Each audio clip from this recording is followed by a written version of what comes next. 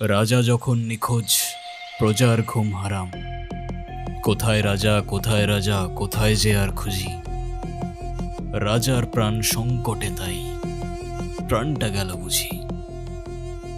Sir আপনি এগুলা কি বলতেছেন? আমি তো কিছুই বুঝতেছি না। আসো আমিন, তোমার একটা গল্প শোনাই। জি স্যার, বলেন না।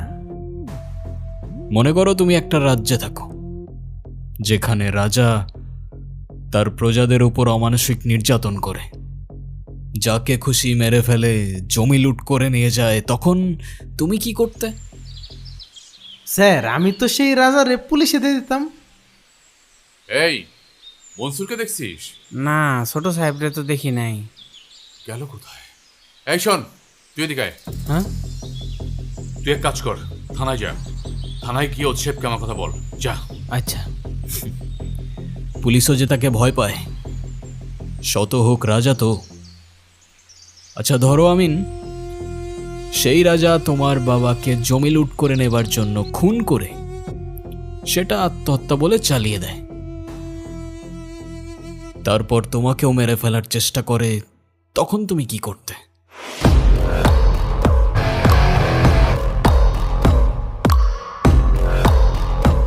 স্যার কি হয়েছে? স্যার আমি তো সে জালিমের বাচ্চারে ফাঁসিতে ঝুলে মেরে ফেলবো।